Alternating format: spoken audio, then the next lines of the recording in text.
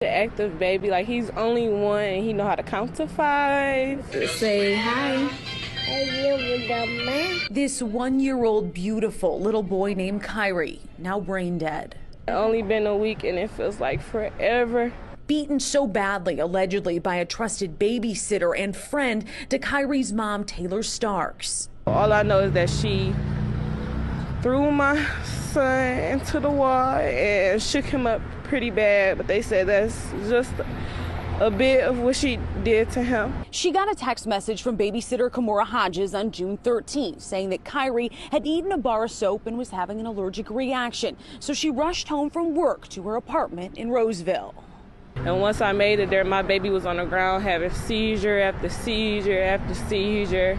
Taylor trusted the babysitter's allergy story, but doctors at Ascension St. John Hospital would soon deliver the worst news. He had blood force trauma to the head and he was bleeding out his ears, where he had to have immediate brain surgery. A week later, Kyrie's condition has not improved. Tests continue showing no brain activity. I'm only 18. I don't have a mom. I don't have a dad. I don't have any family. It's just me and my baby. Hodges is charged with first-degree child abuse, held on a high bond of $250,000, no 10%. Very cooperative, very regretful, remorseful for her actions, but it doesn't, obviously that doesn't take any of it back. If Kyrie passes, Hodges will face more charges. But for now, Taylor is spending every minute by her baby's side. I'm hurt. I'm so hurt that she did this to me. What's going on, everybody? It's your boy Alex. Shout out to the Elite Fleet. Make sure you like and subscribe so you can become a member of the Elite Fleet. And shout out to everyone else watching this video. And unfortunately, I hate to give you guys this update, but that young king was called back home. He didn't make it. He didn't survive his wounds, and he passed away. And so it's terrible. I feel awful for that young woman who we already know she doesn't have a father figure or a mother figure or any real support in her life. And the one person that she trusted took away the one thing that she probably felt like she had to live for. Prayers be with her.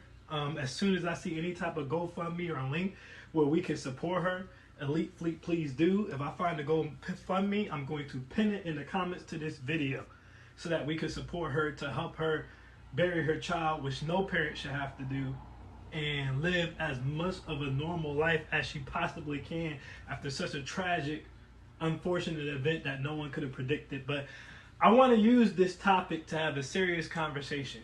And that's the serious conversation about traditional family structure and the housewife, the matriarch, the patriarch, all these words that in 2022, in the era of MGTOW, in the era of third wave feminism, all these words are bad. Taking care of a woman, spending all your money on a woman, it's a bad thing. Being in the house, focusing on your children and your family, that's a terrible thing. That's slavery. Submission is slavery. Housewife is slavery. It's holding back. It's wasting potential. A man shouldn't have to do this. A woman shouldn't have to do that. And I just want to give an alternate perspective.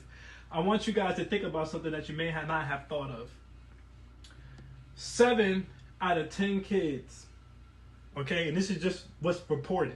7 out of 10 kids who have been reported as being abused, molested, raped, assaulted, physically and sexually, 7 out of 10 of those kids, it was done by someone the family trusted, as in a babysitter, as in a daycare, as in at school. 7 out of 10. So as much as we like to talk about the big bad pervert who runs around the block, as much as we like to talk about the creeps and the pedophiles, it's usually someone you trusted, someone you hired, or someone you know who's going to abuse your child in some way, shape, or form. And I know some people are thinking, well, Alex, I'll just have my family members watch my kid. Well, here's the problem. 25% of all reports of assault, abuse, neglect, molestations, rapings, 25% of all reported child incidents of that nature are by family members. I repeat, 25% are by family members. You guys need to understand something. This is just of reported cases. The majority of kids who are molested, raped, assaulted, and abused don't report it. I would go as far as, remember I made a video where I said this as, It seems like every other woman that I meet, dang near every single woman I meet, has a story about some type of abuse, especially sexually, happening to her, but physically as well. Almost every single one. I have friends who touched them for years, assaulted them for years, and when she said something about it, her mother basically called her a liar and an attention seeker because this was the provider. And as a result of that, the case got dropped, so her case doesn't count in these statistics. I had a good friend in college who's still my good friend to this day, who was assaulted by her uncle for years and never said a word because it was her uncle. I have another friend who was assaulted by her neighbor's son. Her neighbor used to babysit her while her mother was at work, and she was raped by her neighbor's son, and she never said a word. I have male friends, because a lot of people sleep on how much this happens to men. This boy who was abused was a boy. He was a male, especially physical abuse. You have no idea how many male friends I have who were physically abused, beaten to the bone, bruised and scarred, with scars that are still there to this day. One of my good friends, his cousin used to babysit him, and she used to make him perform cunnilingus on her. Another one of my good friends, who is now of the homosexual orientation, I'm not saying that this is the reason why, but he was raped by his babysitter for years, and he never said a word. Guys, these aren't even all the cases I know, and these aren't reported. These aren't even recorded in the statistics I just gave you. They used to have a saying where they used to say, the most dangerous place for a young woman is in the arms of a man who's not her father. But what that saying should have said is the most dangerous place for a child is in the arms of any grown adult who is not their parents.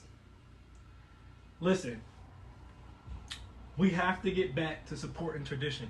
We have to get back to supporting traditional families. There's no one or no shaming that'll ever make me stop having that fight. We grew up in a generation that's so focused on me, me, me, me, me. They refuse to sacrifice for the better judgment of their family, as far as saying they'll die alone if they can't find someone who meets the exact specific parameters of what they expect in a husband or a wife or a boyfriend or a girlfriend. No one wants to sacrifice. Nobody wants to compromise. And I tell people all the time, I want a traditional household. I want a traditional housewife. And that's what I grind for. That's what I work for every day. And I'm serious about it. I have a savings plan where I could pull out $30,000 tax-free right now. And for those of you who understand, that's about a year's worth of salary of $60,000, where I can give that to whatever woman I decide to have my child with. And I'll say, you use this until there's nothing left, and then we'll go into savings, and then we'll go into an allowance. Because that's how serious I am about being the patriarch, being the head of my family. And not just because my granddad was that, and my granddad was my male influence, but because I honestly believe that that is the best way to do it. See, I don't want to trust babysitters with my child. I don't want to trust daycares with my child. I don't want to have to trust cousins. I don't want to have to trust uncles, and I don't want to have to burden my parents or my sisters with my responsibility. I strive hard. I work hard every day to put myself in a position where no one would have to do that, because I would be able to take complete care of the woman that I choose to have a child with. See, so many women say, you want me to be a housewife, you want me to quit my job because you want to control me. And this is where a lot of men struggle. But every woman I've ever dealt with, for those of you who've been a member of this channel for long enough, you know, my ex for 4 years, for 3 of those 4 years, I took complete care of her, because we were planning on getting married and having a child. And she brought into my system, because she knew all this information that I just told you guys, and she understood this has nothing to do with control. This has nothing to do with keeping you in the house or keeping you locked up. This has everything to do with having a loving family, and we control the narrative of our family. And the public school indoctrination camp is not raising our family, and we are not shipping our kids off to be possibly raped or touched or assaulted by a stranger or a family member, because you're able to be there and be the private eye, at least until the kids are old enough to speak. This boy was 1 year old. I've always said at least until however many kids we decide to have are old enough to speak and they can articulate. 5, 6 years old, mommy, this happened to me, daddy, this happened to me, this person's doing this, they're doing that, and then we can act. But when that child can't speak, when that child can be groomed, when that child can be indoctrinated by whoever you trusted with them to believe that this is okay, you have no defense. And men should be willing to sacrifice.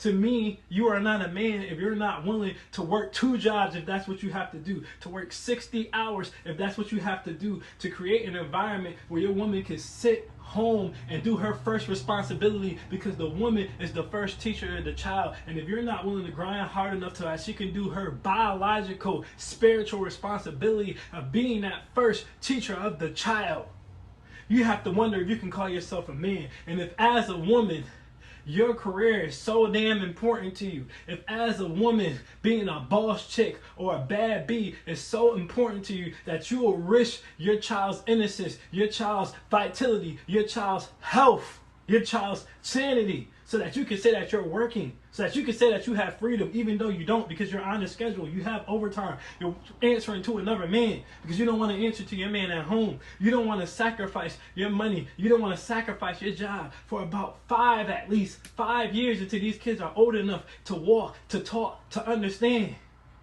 And you don't have to be at home doing nothing, ladies. You could be at home opening an interior design business. You can be at home doing baked goods. You can be at home with a boutique.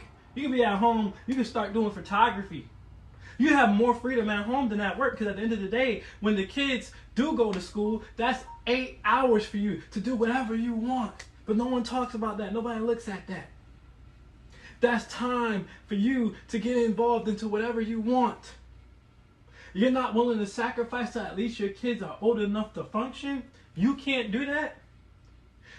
At the end of the day, nothing is supposed to become before the children in the mind of a feminine, spiritually feminine woman. Not her husband, not herself, and damn sure not her job. So she had to sacrifice that to make sure that her children were getting the best education, to make sure that she was guiding her children under her image, not the image of her parents, not the image of this public school indoctrination camp, not the image of anyone else but herself. If she's not willing to sacrifice that, I would have to question if that's a woman at all. Because you're supposed to be willing to sacrifice it all for your kids, for the love of your children. That's supposed to be the strongest love that you have, stronger than the love you have for yourself. And if you don't have that, I don't think you deserve my seed in your womb. Listen, I'm not here to tell anyone what to do. I'm just one man. But no one can shame me out of the traditional family. No one can shame me out of traditional values. Because I understand on levels deeper than a lot of people think why this is important, why that structure was set up the way it is. And some people are fortunate. Maybe your parents are retired, so you can't have your grandma or your grandfather watch your kids. Maybe one of your sisters or brothers are disabled in some way, so you have that. But the majority of the time, your immediate family is not going to be available to watch your kids. And the reality of the situation, by life experience, by statistics, by just a fact, you cannot trust anyone else with them. And if you as a man aren't willing to put in the grind to make sure your woman could be in a situation where you don't have to, and you as a woman are not willing to give up and let go for at least a few years so you can be in a position to make sure that he doesn't have to, then I have to question at the end of the day how much of a man or woman you are. And it really doesn't matter who's playing which role. I want to say that before I get out of here, because I know that's going to be brought up. I don't care if you make more money as a woman and the man stays home. I know the vast majority of you are not going to do that. You're not going to want to do that. But if you're one of those women who make enough and you're willing, and your husband has the homemaking skills, he can stay home. I don't care. But someone has to sacrifice. Someone has to sacrifice to grind harder, and someone has to sacrifice their grind for the betterment of the kids. For the protection of the kids. That's what I believe in. That's what I believe works. Again, I'm not telling anyone what to do, but that will always be the first option I preach. And I leave you with this. Kids aren't for everybody. Some people don't want to sacrifice. Some people want to go to the moon and be the best that they can be. And that by God's means, if that's you, do that. I don't force people to have kids. I don't force people to get married. I present all different types of relationships. I present single, okay? I present open relationships to people. I present monogamous relationships to people. I don't really care what you guys do. But it's going to be very hard for you to present an argument against what I said as to why, if you do decide you want to be a family, and if you do decide you want kids, why you shouldn't make that sacrifice. And again, it doesn't matter who makes what sacrifice. So that you're in a position where someone who is a parent of that child is able to be with that child 24/7 until that child is old enough to understand, to articulate, and to defend themselves against all the possible abuse that they may endure. That's my thoughts on this topic. I am Alex, and I am out. Peace.